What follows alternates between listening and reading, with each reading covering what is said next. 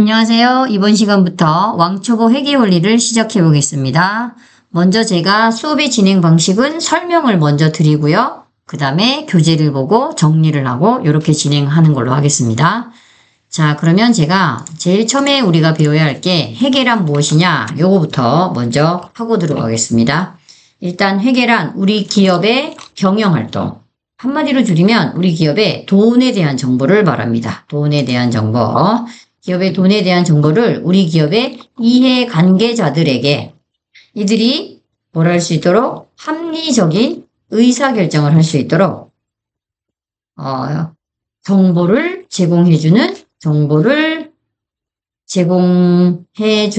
모든 과정, 우리 이거를 회계다 이렇게 얘기합니다. 그러면 제가 이때 우리 회사의 여기를 한번 풀어서 설명을 해볼게요. 자, 일단 먼저 회사의 종류는 개인 회사가 있고 그 다음에 주식회사가 있다. 그쵸? 개인 회사는 회사의 사장님이 곧 회사의 주인이다.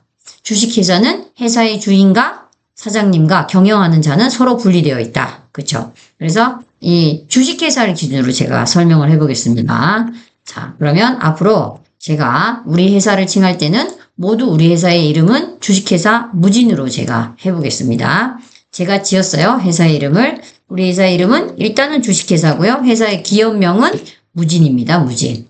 자, 일단 그러면 여기 첫 번째가 우리 기업의 이해관계자가 누구 있는지, 그 다음에 이들의 합리적인 의사결정은 이들이 어떤 걸 의사결정을 해야 되는지, 그 다음에 정보는 무엇을 통해서 제공할 건지 요걸 한번 살펴보겠습니다. 자, 일단 그러면 우리가 우리 기업의 이해관계자들부터 한번 볼게요. 이해관계자는 기업과 밀접한 관계가 있는 자, 주식회사 무진과 돈에 밀접한 관계가 있는 자를 한번 찾아볼게요. 첫 번째가 누구 있어요? 기업의 주인, 주주가 있겠죠. 두 번째는요, 우리 기업의 채권자들, 돈 빌려준 사람들요. 그 다음에 우리 기업의 또 누구? 과세 당국, 그러니까 국세청이 되겠죠. 그 다음에 우리 회사의 사장님, CEO가 되겠습니다. 이런 뭐 등등등의 사람들이 우리 기업의 돈과 관련된 이해관계자들이에요. 그리고 그 다음에 이들이 어떤 의사결정을 하는지 저희가 한번 살펴볼게요. 일단 주주는 우리 회사의 돈에 대한 의사결정, 어떤 걸 하죠? 내가 이 주식을 사야 되나? 사지 말아야 되나? 이런 걸 결정을 하겠죠. 채권자는요, 내가 이 기업에 돈에 대한 정보를 보고 돈을 얼마를 빌려줄 건지, 그 다음에 이자는 몇 프로로 할 건지 이런 거를 결정하겠죠. 여기서 말하는 채권자는 그냥 은행을 생각하시면 되겠어요. 은행을. 자, 은행에서 우리 회사에 돈을 빌려줄 때는 돈에 대한 정보를 보고 얼마까지 빌려줄 수 있다. 이자는 몇 프로 쳐줄게 이렇게 하잖아요. 그 다음에 우리 과세당국인 국세청은 우리 회사의 돈에 대한 정보를 보고 세금은 얼마로 내가 과세할 거냐 이렇게 결정을 하겠죠. 그 다음에 사장님은 새로운 투자를 할 거냐 말 거냐 이런 거를 뭘 보고 할 수 있어요. 기업의 돈에 대한 정보를 보고 하겠죠. 자, 그러면 이러한 정보를 이들이 합리적인 의사결정을 할 수 있도록 정보를 제공해 줘야 되잖아요. 그렇죠? 그러면 정보를 제공해 주는 게 뭐냐면 우리 회사의 재무제표 이렇게 얘기합니다. 자, 이 재무제표를 그냥 쉽게 말하시면 보고서라고 생각하시면 돼요. 학교에서 말하는 성적표 뭐 이렇게 생각하셔도 좋을 것 같아요. 자, 그러면 우리 기업의 이러한 돈에 대한 정보를 제공해 주는 게 재무제표라고 하는데 이 재무제표의 성격이 여러 가지가 있어요. 자, 이제 첫 번째가 어떤 재무제표가 있냐면 재무상태표라는 게 있습니다. 두 번째는요, 손익계산서라는 게 있고요. 세 번째는요, 현금 흐름표 이런 게 있죠. 네 번째는 자본변동표 이렇게 있고요. 다섯 번째는 주석 이렇게 있습니다. 그럼 일단 이 5개를 암기하셔야 돼요. 저희가 얘네들의 성격이 다 달라요. 우리가 학교에서 학생들 성적표가 기말고사가 있고 그 다음에 모의고사가 있고 다 다르잖아요. 그런 것처럼 우리도 얘네들의 다 특성이 있어요. 재무상태표는 뭐냐 이러면 일단 앞에 거 이제 생략할 건데 이제 앞에 중요한 말이 나오고 그 다음에 재무상태표는 우리 기업 주식회사 무진의 재무, 다른 말로 재산 상태를 알리는 일람표예요. 재산 상태를 알리는 일람표. 그 다음에 이제 이 손익계산서라는 건 주식회사 무진이 손실, 이익의 약자예요. 손실, 이익 이렇게 무진이 일정 기간 동안에 경영성과를 알려주는 일람표예요. 경영성과. 제가 돈을 이만큼 벌었고요. 이만큼 썼습니다. 라는 걸 알려주는 일람표. 그 다음에 이거는 주식회사 무진에 현금이 얼마나 유입됐고 기업으로 현금이 얼마나 유출되었는지 현금의 유출입 상태를 알려주는 일람표. 유출입 상태를 알려주는 일람표. 얘는 현금 흐름표라고 합니다. 그 다음에 이제 자본 변동표라는 건 우리가 아직 자본을 안 배웠는데 일단 우리 기업의 자본의 변동 상황을 알리는 일람표예요. 조금 이따 자본에 대해서 설명을 하겠습니다. 자본의 변동 상황을 알리는 일람표. 그게 우리는 자본 변동표다. 이렇게 얘기하고요. 주석은 우리가 알고 있듯이 교과서 단어에서 단어의 보충 설명을 페이지 아래에 달고 문서의 제일 아래에 달고 하는 각주라는 용어 들어보셨죠? 그런 것처럼 이 주석이 우리 재무제표에 보충 설명을 하는 거다. 이렇게. 그래서 이렇게 우리 기업 회계에서 말하는 재무제표는 이렇게 5가지가 있습니다. 그래서 여러분이 반드시 이 5가지의 재무제표를 암기하셔야 됩니다. 첫 번째 하면 재무상태표, 두 번째 하면 손익계산서, 세 번째 하면 현금흐름표, 네 번째 자본변동표, 5번째 주석. 특히 이 재무상태표랑 손익계산서는 매우 중요합니다. 매우. 더 중요해요. 자, 객관식으로 요즘 이렇게 나오고 있어요. 이 문제가. 잘 기억해 놓으시고요. 제가 이제 그러면 이 재무상태표에 대해서 한번 설명을 해 볼게요. 자, 일단 재무상태표를 한번 그려보겠습니다. 자, 먼저 재무상태표란 이런 거예요. 자, 잘 보면 저한테 아파트가 하나 있어요. 자, 여기를 조금 이렇게 네, 저한테 아파트가 있는데 이 아파트가 10억이다. 그리고 제가 이 아파트를 사기 위해서 은행에 가서 빚을 좀 졌어요. 빚을 3억을 졌습니다. 그러면 진짜 내 돈은 얼마예요? 7억입니다. 7억. 그쵸? 자, 그러면 여기서 이 아파트 10억이라는 이거 있잖아요. 이게 진짜 내 거죠. 이게 내 거. 내가 가진 거. 내 거. 자, 그 다음에 이 빚 3억. 이걸 우리는 뭐라 그래요? 네, 네 거죠, 네 거. 은행 거잖아요. 그 다음에 이 내 거에서 네 거를 뺀 거. 이게 뭐냐면 진짜 내 거. 이거예요. 진짜 내 거. 요거를 우리가 일상 용어에서는 이렇게 쓰지만 우리가 회계용으로 한번 제가 이거 바꿔보겠어요. 우리 기업이 가진 모든 재화 및 채권. 이게 내 거거든요. 내 거. 이 내 거를 우리 회계용어로 뭐라고 하냐? 자산이라고 합니다. 자산은 기업의 재화 및 채권을 총칭한 말이다. 총칭. 내 거 이렇게 얘기합니다. 자산. 다른 말로 뭐라고 한다고요? 자산. 외우셔야 됩니다. 자산. 자산 외우시고요. 자, 그 다음에 두 번째는 네 거라고 하는 건데요. 자, 이거는 뭐냐? 우리 회사가, 우리 기업이 갚아야 할 부채. 이를 부채라고 합니다. 갚아야 할 의무. 자, 그 다음에 진짜 내 거는요. 이렇게 얘기합니다. 자본이라고 하는데요. 이 자본은요. 자산 마이너스 부채다. 이렇게 얘기합니다. 자산 마이너스 부채. 지금 제가 다 정의를 쓴 거예요. 정의를. 자산이 뭐야? 이러면 기업의 재화 및 채권을 총칭하는 걸 말합니다. 그럼 부채가 뭐야? 이러면 이 기업의 갚아야 할 의무, 타인 재산을 말하는 겁니다. 그 다음에 자본이 뭐야? 이러면 네, 우리 기업의 자산에서 부채를 뺀 걸 말합니다. 이렇게. 이 진짜 내 거, 자본이요. 다른 말로 뭐예요? 보세요. 내 거 중에서 부채를 뺀 거죠. 내 거 중에서 네 거를 뺀 거니까. 이거 뭐예요? 순자산. 이렇게 얘기하죠. 자본을 다른 말로 뭐라고 한다고요? 순자산. 이렇게 얘기해요. 그래서 재무상태표를 이렇게 들여다보면, 잘 보세요. 우리 기업의 재무상태표. 자, 우리 기업의 이름은 주식회사 무진. 그 다음에 재무상태표는요, 일단 2024년 06월 6일. 그 다음에 현재 이렇게 딱 써주시고요. 그 다음에 단위, 그 다음에 원 쓰셔야 됩니다. 그럼 이게 무슨 뜻이냐면 우리 기업 현재 무진의 주식회사 무진의 24년 6월 6일 현재 재무 상태, 다른 말로 재산 상태를 알리는 일람표다. 여기가 6월 6일 현재, 어제 말고 6월 5일 말고 6월 7일 말고 현재, 오늘 현재를 말하는 거. 이걸 우리가 뭐라고 하냐? 일정 시점, 이렇게 얘기합니다. 일정 시점. 요것도 아주 중요합니다. 우리가 재무상태표만 일정 시점이고요. 나머지 여기서부터는 다 일정 기간, 이렇게 얘기하거든요. 됐죠? 자, 우리가 재무상태표란 이 기업의 자산, 부채, 자본의 상태, 재산 상태, 다른 말로 재무 상태를 알리는 일람표다라고 하는 거죠. 그래서 기업의 자산, 부채, 자본을 알고 싶을 때는 어디를 가야 된다? 네, 재무상태표를 우리가 보셔야 된다는 거예요. 그럼 이제 앞으로 여러분이 삼성전자의 재산 상태를 알고 싶으면 삼성전자의 재무상태표를 보시면 됩니다.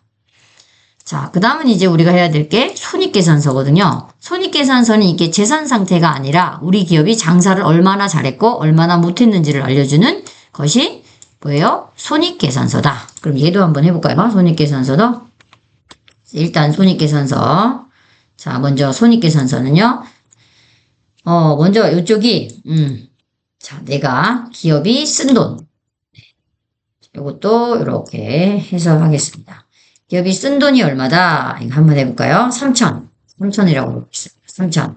자, 그 다음에 기업이 번 돈 1억 벌었다. 그리고 그래서 1억을 벌고 3천만 원 썼으니까 그럼 기업에 남은 돈은 얼마예요? 남은 돈은 7천만 원을 벌었다. 되는 거죠. 그럼 이게 우리 회사의 용어로, 우리 회계의 용어로 쓴 돈은 뭐냐? 기업의 뭐다? 비용, 이렇게 얘기합니다. 번 돈은 뭐냐면 기업의 수익, 그 다음에 남은 돈은 우리 기업의 뭐라고 한다고요? 이익, 이렇게 얘기하죠. 자, 이것도 색깔을 제가 좀 바꾸고 해보겠습니다. 자, 비용은 쓴 돈, 수익은 번 돈, 이익은 남은 돈, 이렇게. 그래서 수익과 이익은 다른 거죠. 그래서 요렇게.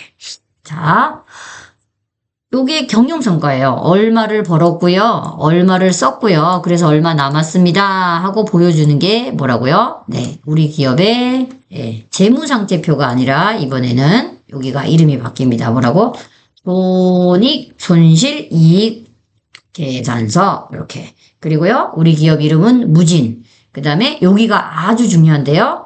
우리 재무상태표는 오늘 현재 재산 상태를 알려주는 거지만 기업의 경영활동은요. 이게 6월 6일 현재가 아니라 2024년 01월 01일부터 언제부터 이렇게 되는 거예요. 그리고 2024년 12월 31일까지 이렇게 언제부터 언제까지 이렇게 되는 기간을 알리는 겁니다. 그래서 여기가 중요한 거예요. 일정 뭐라고요? 여기는 일정 시점. 얘는 언제부터 언제까지의 우리 기업에 돈을 이만큼 벌었고요. 이만큼 썼습니다. 라고 알리는 경영 성과를 알리는 일정 기간이다. 그래서 여기가 일정 시점이 아니고요. 일정 뭐라고요? 기간. 아주 중요합니다. 아주. 시험에 나올 때 여기를 살짝 뭐로 바꾸겠어요? 시점으로 바꾸거나 여기를 기간으로 바꾸면 땡이다. 땡. 그쵸? 여기도 다 뭐예요? 기간입니다. 기간. 얘도 기간. 이렇게. 아셨죠? 자, 그럼 이렇게 손익계산서를 보려면 그 기업이 경영활동을 잘했나 보고 싶으면 손익계산서. 재산 상태가 얼마나 되냐? 이런 걸 알고 싶으면 재무상태표. 이렇게. 자, 그러면 이제 요거를 책으로 한번 제가 읽으면서 정리를 해보겠습니다. 책에는 이렇게 되어 있어요. 회계란 하면 우리 회계란 기업의 경영활동에 의해서 발생하는 재화, 이게 물건이죠. 물건. 그 다음에 채권, 이게 받을 권리. 그 다음에 채무, 이게 갚아야 할 의무. 이런 거에 증감, 플러스 마이너스의 변화를 일정한 원리원칙. 이 일정한 원리원칙이 뭐냐면요. 기업회계 기준서입니다.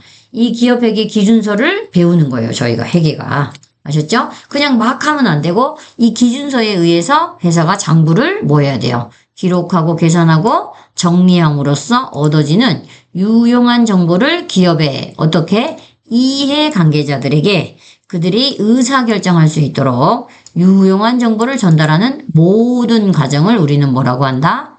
네, 회계다 이렇게 얘기하고요. 회계의 목적은 정보를 전달하는 겁니다. 여기까지 되셨죠? 자, 그 다음에 이제 두 번째로 우리가 배워야 될 게 회계의 분류가 있습니다. 회계의 분류를 한번 해볼게요. 자, 우리가 두 번째로 할 건 회계의 분류인데요. 이 분류는 먼저 어떻게 하시냐면 회계의 분류는 정보 이용자가 누구냐에 따라서 회계의 분류가 나눠집니다. 자, 한번 제가 해볼게요. 이렇게. 자, 우리 회사가 여기 주식회사 무진입니다. 무진. 자, 우리 기업의 정보를 보는 사람. 우리 기업의 정보 이용자가 누구냐? 이 정보 이용자가 우리 기업의 누구예요? 이해관계자이잖아요. 그쵸? 자, 이해관계자가 누구냐에 따라서 일단 이해관계자가 누가 있는지 한번 살펴볼까요? 아까 했었는데. 자, 첫 번째가 누가 있었어요? 네, 주주가 있었고요. 두 번째는요, 채권자가 있었고요. 그 다음에 누가 있었어요? 과세 당국이 있었고요. 그 다음에 사장님, CEO가 있었죠. 자, 이 사람들이 기업에, 여기 잘 보시면요. 우리 기업에 이 사람들이 어디에 있어요? 요렇게 보시면 요 세 분은 똑같아요. 요 세 개는. 얘만 좀 달라요. 우리 기업의 정보를 보는 사람들이 어디에 있다? 이렇게. 여기를 좀 나눠야 되겠는데요. 네.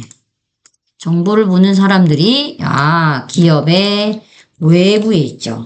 그 다음에 얘는 기업의 내부에.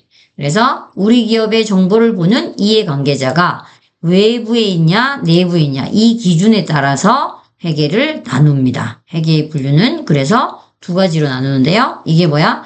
재무회계 이렇게 얘기하고요. 여기는 관리회계 이렇게 얘기합니다. 아셨죠? 자, 기업의 정보 이용자가 우리 기업의 외부에 있으면 재무회계. 이들에게 정보를 제공해 주는 거죠. 근데 우리 기업을 외부에는 못 알려요. 기업의 내부에 있는 사람한테 알리기 위해서 회계를 하는 건 관리회계 이렇게 얘기합니다. 자, 그래서 책을 보시면은요, 똑같습니다. 이렇게 보시면 정보 이용자가 누구냐에 따라서 재무회계, 관리회계, 기업의 외부 정보 이용자에게 정보를 제공하는 거고요. 기업의 내부 정보 이용자에게 정보를 제공하는 것을 목적으로 하는 건 관리회계다. 그래서 일단은 가장 먼저 배우는 게 이 재무회계고요. 이게 이제 회계 원리입니다. 그 다음에 이게 끝나면, 이 과정이 끝나면 이제 관리회계 이렇게 배우죠. 사실 여러분 여기 보시면 이 외부 정보 이용자 중에서도요, 요 사람, 이 과세당국, 국세청은 좀 다르죠. 그래서 여기서는 작게, 재무회계 중에서도 작게 외부 정보 이용자 중에서 세금을 우리가 보고를 목적으로, 세금 계산을 목적으로 우리가 하는 회계를 우리가 뭐라고 그래요? 세무회계 이렇게 나누기도 합니다. 재무회계, 세무회계, 관리회계. 근데 크게는 이렇게 나눕니다. 자, 여기까지 했고요. 자, 그 다음은 이제 우리가 뭘 하셔야 되나 한번 볼까요? 자, 세 번째는 회계기간이라는 걸 한번 배워보겠어요. 회계기간. 자, 회계기간, 회계연도 한번 해보겠습니다. 자, 이번에는 회계기간, 다른 말로 회계연도 이렇게. 먼저요, 이렇게 지금은 2024년, 이거를 조금 크게 해서 2024년, 그리고 지나간 연도는 2023년, 그다음 앞으로 다가올 연도는 2025년, 그쵸? 자, 그리고 우리 요걸 2024년 요걸 우리가 뭐라고 하냐면 단기, 이게 올해잖아요, 올해. 자, 우리가 지나간 연도, 이거 우리가 칭하는 용어는 이걸 전기라고 합니다. 그리고 다가올 연도는 차기 이렇게 얘기해요. 자, 이게 무슨 말이냐면 우리가 회계기간이랑 연도는 뭐냐면 우리 회사가 주주들에게 경영성과나 재무상태표를 알리는데 기업마다 이 기준이 다른 거예요. 어떤 기업은 5년의 경영성과를 한 번 보고하고 어떤 기업은 10년 동안의 경영성과 재무상태를 보고하고 어떤 기업은 1년에 한 번씩 보고하고 그럼 이게 일관성이 없잖아요. 그래서 기업 회계가 그러지 말고 모두 다 회계의 정보를 제공할 때는 인위적으로 1년 단위로 나눠서 보고해줘라 주주들에게 이렇게 된 거예요. 그래서 인위적으로 나눈 기간 이걸 우리가 회계기간, 회계연도 이렇게 얘기합니다. 자, 그래서 24년 지금 현재 장부를 작성하는 거를 우리가 단기, 기간을 단기, 작년에 작성한 걸 정기, 그 다음에 내년도는 차기 이렇게 얘기하는 거고요. 자, 이 단기에서 장부를 작성하는 첫날을 우리가 1월 1일이라고 하죠. 회계에서는 얘를 기초 이렇게 얘기합니다. 그리고 장부를 작성하는 가장 마지막 날을 12월 31일이라고 하잖아요. 요걸 우리는 기말 이렇게 얘기해요. 되셨죠? 기초 기말 하시면 장부를 작성하는 첫날, 장부를 작성하는 가장 마지막 날 이렇게요. 그 다음에 참고로 우리가 법인은 상법상 어떻게 돼 있냐면 1년을 초과할 수 없습니다. 상법상. 대신 임의로 지정할 수 있어요. 우리는 대부분이 12월 말 법인인데요. 어떤 회사는 3월 말 법인도 있고요. 어떤 회사는 6월 말 법인도 있고 법인 너희들이 마음대로 정해라. 그런데 너희들이 정하지 않으면 내가 이렇게 하겠다라는 거고요. 대신 개인 회사는 절대로 이 회계기간을 임의로 지정할 수가 없습니다. 임의로 지정할 수 있다 없다? 안 된다. 고정이에요. 고정. 어떻게? 1월 1일부터 12월 31일. 법인은 상법상 1년만 초과하지 않으면 너희들에게 주겠다. 마음대로 임의대로 선택해라. 이런 말입니다. 회계기간. 자, 그럼 이제 우리가 이걸 책으로 한번 정리를 해볼게요. 자, 회계기간. 다른 말로 회계연도. 얘는 시간적 범위고요. 기업의 경영활동은 영업을 시작하는 날로부터 폐업하는 날까지 계속되기 때문에 그 기간 전체를 두고 기업의 재무상태나 경영상태를 파악하기가 어렵죠. 따라서 보다 효율적인 경영을 위해서는 일정 기간마다 기업의 재무상태나 경영성과 등을 파악하는 것이 필요한데 이와 같이 인위적으로 구분한 기간을 뭐라고 한다? 회계기간, 다른 말로 회계연도라고 한다. 자, 일단 기업이 지금 회계기간, 지금 올해다라고 하시면 이게 회계연도가 단기, 지나간 회계기간을 전기, 앞으로 다가올 회계기간을 차기, 장부를 적는 첫날을 기초, 장부를 적는 가장 마지막 날을 기말. 그 다음에 상법에서 회계기간은 1년을 초과할 수 없다. 법인은 마음대로, 임의대로 지정할 수 있는 권한을 줬고요. 개인은 안 된다라고 했습니다. 자, 그 다음에 이번에 우리가 배워야 될 게 부기입니다. 부기. 여기 부기는 장부에 기록하다의 약자예요. 이게 장부에 기록하는 게 부기인데요. 이 부기를 적는 방법이 두 가지가 있어요. 자, 이제 그거를 한번 해보겠습니다. 부기의 종류는요, 두 가지가 있습니다. 부기의 종류는 장부에 기록하는 방법은 첫 번째가 단식 부기라는 게 있고요. 두 번째가 복식 부기 이렇게 있습니다. 복식 부기. 자, 그럼 제가 예를 한번 들어볼게요. 단식 부기는 기업에서 책상을 샀어요. 책상 100만 원 이렇게 엄마가 가계부 적듯이 이렇게 밑으로 세로로 써 내려가면 됩니다. 그 다음에 자동차 5천만 원 이런 식으로. 그러나 복식 부기는요 이렇게 쓰셔야 됩니다. 똑같은 거래인데 기업에서 거래 사건이 일어났는데요. 이 거래를 장부에 적을 때는 반드시 차변이라는 걸 먼저 쓰셔야 돼. 이 차변이라는 것은 이 학문을 개발한 학자가 왼쪽에 기록할 때는 차변으로 써라 이렇게 한 거예요. 루카 파치올리라는 회계학의 아버지가 이렇게 정해놓은 거예요. 차변 왼쪽에 적어라. 왼쪽에 적는 걸 뭐라고 한다고요? 차변 이렇게. 그리고 책상 100만 원 이렇게. 그리고 오른쪽에 적는 걸 뭐라고 했냐? 대변 이렇게 얘기합니다. 그리고 대변이라고 쓰시고요. 현금 100만 원 이렇게 쓰래요. 루카 파치올리가 장부에 적을 때는 이 하나의 거래를 이렇게 하나로 세로로 쓰지 말고 하나의 거래는 두 번 이중 기록을 해라. 그래서 하나의 변에는 원인이 되는 거고 하나의 변이는 결과가 되는 거다. 이렇게 회사에 현금이 100만 원 나갔습니다. 왜 나갔니? 그랬더니 내 책상을 샀습니다. 이렇게 하나의 거래는 반드시 원인과 결과로 두 번 기록한다 라고 해서 우리가 이걸 거래의 이중성이라고 합니다. 거래 이중성. 그래서 복식 부기는 이렇게 이중해서 두 번 적는 거예요. 다시 자동차 한번 해볼게요. 다시 왼쪽에 차변에 자동차 5천만 원. 자, 그리고 대변에 오른쪽에 외상 5천만 원 이렇게 적었습니다. 자, 이게 무슨 뜻이냐면 우리 기업에 외상을 했습니다. 결과액에 부채가 생겼습니다. 이렇게 왜 했어? 이랬더니 내 자동차를 샀습니다. 이렇게 되는 거예요. 자, 원인과 결과로 두 번 적는 거. 거래의 이중성. 그리고 또 하나, 이 복식부기는요, 이렇게 차변이 100만 원이죠. 그럼 대변도 100만 원. 차변이 5천, 대변도 5천. 항상 회계 처리를 했을 때 대변의 합과 차변의 합은 같아야 된다라고 해서 그게 대차 평균의 원리입니다. 대차 평균의 원리. 이렇게 복식부기로 하면요, 이렇게 자기가 스스로 검증을 한다고 해서 자기 검증이 가능하다 이렇게 되는 거예요. 아셨죠? 복식부기. 그래서 회계는 이렇게 단식부기 말고요, 복식부기로 작성해라 라고 하는 거고요. 앞으로 우리가 기초에서 이렇게 복식부기를 하는 것을 배워가는 거죠. 자, 그럼 이제 책으로 정리를 해볼게요. 먼저 부기란 장부기장의 줄임말로 기업이 소유하는 재화, 물건, 채권, 받을 권리, 채무, 갚아야 할 의무를 증감 변화, 일정한 원리원칙, 기업 회계 기준서에 따라서 기록 계산 정리하여 그 원인 결과를 명백히 하기 위한 모든 방법을 말하는데 단식부기와 복식부기로 나눈다. 기록하는 방식. 세로로 쓰면 단식. 이거 말고요. 우리는 이게 중요하죠. 복식부기가.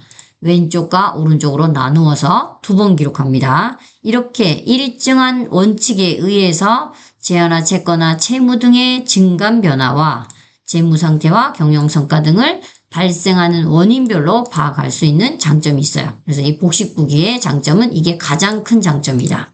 자기 검증, 스스로 검증하는 거죠. 그래서 이 차대가 맞아야 되지만 우리는 어떻게 해요? 퇴근을 하는 거죠. 100만 원인데 90만 원이다. 집에 못 갑니다. 예. 자, 이렇게 맞추는 거. 자, 그러면 이제 요걸 가지고 문제를 한번 풀어볼게요. 문제. 여기 보시면 회계는 기록 계산하는 방법에 따라서 단식 회계와 복식 회계로 나눈다. 복식 회계의 특징으로 거리가 먼 것은 했습니다. 복식 회계를 하면 자기 검증이 뭐하다고요? 가능이겠지, 가능. 가능하다 이렇게 얘기해야 돼요. 답은 1번입니다.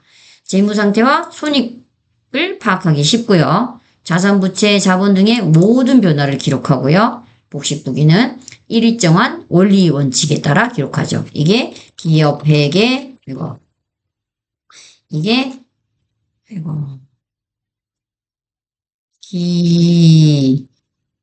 기업 회계, 기업 회계 기준서.